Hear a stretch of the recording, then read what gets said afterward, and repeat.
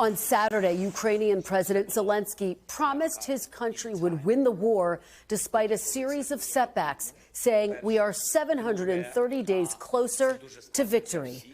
Joining me now is National Security Adviser Jake Sullivan. Jake, welcome back to Meet the Press. Thanks for having me. So let's start right there in Ukraine. Ukrainian fighters have been dying. They've been running out of ammunition.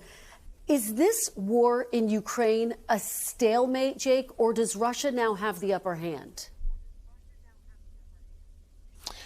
Well, first, Kristen, let's take a step back. We've just hit the 2-year anniversary since this brutal invasion began. And when it began, most people on your show predicted that it'd be over in a week or two. Most people in the U.S. government predicted it'd be over in a week or two. 2 years later, the capital of Ukraine, Kyiv, stands. The country stands proud and free and resisting Russian aggression.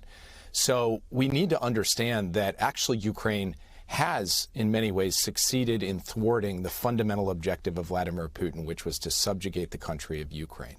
Now, Ukraine has also taken back roughly half the territory that Russia occupied in the early months of the war.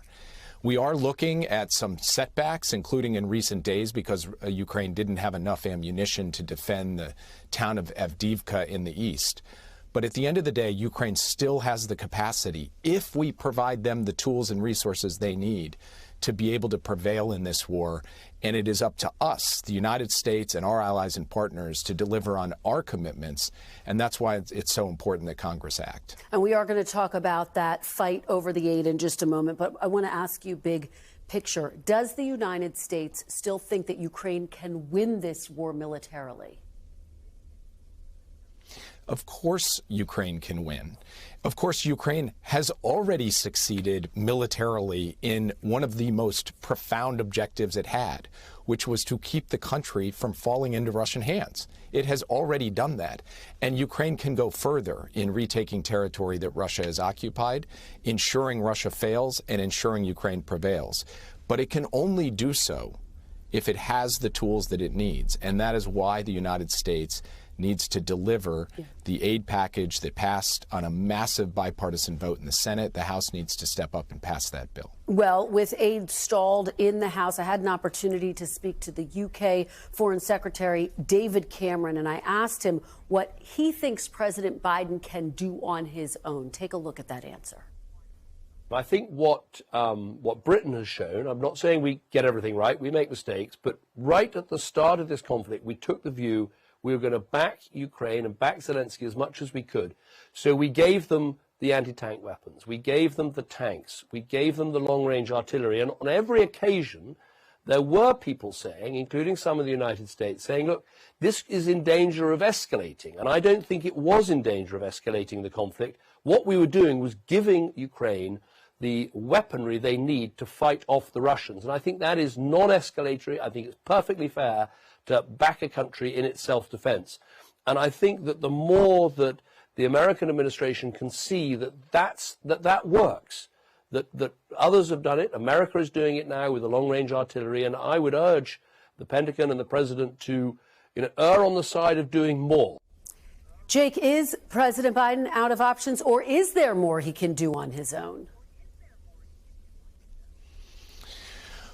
Well, it comes down to basic arithmetic. We need money to be able to provide the weapons to Ukraine. We don't have the money. Only Congress can provide the money. So that's the reality. And that's why the urgency of, of Congress passing this bill is so profound. And it's why this ultimately comes down to a simple decision for one man, Speaker Johnson.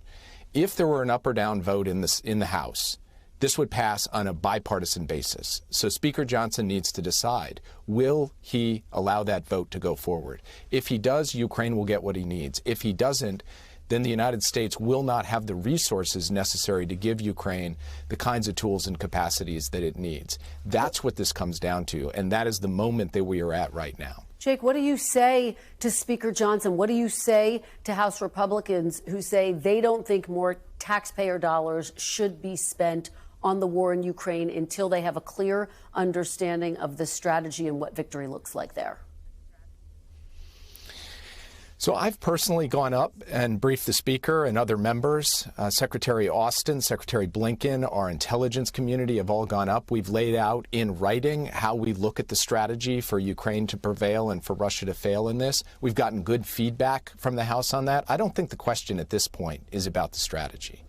And I don't think the question is about whether there is an overwhelming bipartisan vote in the House waiting to happen. The question now is about politics. Will Speaker Johnson bust through the politics in his caucus to put this vote on the floor? If he does, the resources will flow. And we have answered and engaged on the questions relative to the strategy. We feel that we are in a good place on that.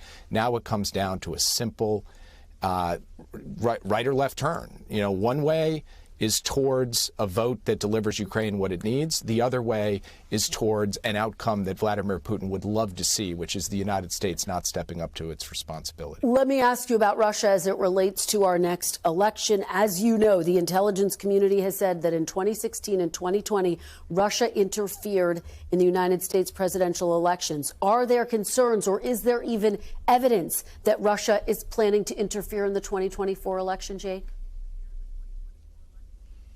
I can't speak to evidence today, but I can tell you, of course, there are concerns. There is a history here in presidential elections by the Russian Federation, by its intelligence services, and there's plenty of reason to be concerned. And this is not about politics. This is about national security. It is about a foreign country, a foreign adversary seeking to manipulate the politics and democracy of the United States of America. We're going to be vigilant about that, and we will engage the Congress on a bipartisan basis because this should be above and beyond politics. Let me ask you about Israel. Israeli Prime Minister Benjamin Netanyahu yesterday announced that he will convene a cabinet meeting at the beginning of this week to approve the operational plans for action in Rafah, including the evacuation, he says, of the civilian population there. Has the president seen this plan? Has he been briefed on it? He has not. And beyond that, Kristen, we have been very clear about our view here. We're talking about more than 1 million people who have been pushed into this small space in Gaza because of military operations elsewhere. It's also the area where all of the humanitarian assistance comes into Gaza to serve all of Gaza. And so we've been clear that we do not believe that an operation, a major military operation, should proceed in Rafah unless there is a clear and executable plan to protect those civilians, to get them to safety, and to feed, clothe, and house them. And we have not seen a plan like that. Well, is the president willing to withhold weapon sales until he does see the plan? What's he willing to do in terms of leverage here? So I'm not going to get into hypotheticals because at this time what we are doing is telling our Israeli counterparts privately, just as we are saying publicly, that we believe that this operation should not go forward until or unless we see that. We haven't seen it, but we're waiting to hear from the Israelis on that front. All right. National Security Adviser Jake Sullivan, thank you very much for being here today. We really appreciate it. Thanks for watching. Stay updated about breaking news and top stories on the NBC News app or follow us on social media.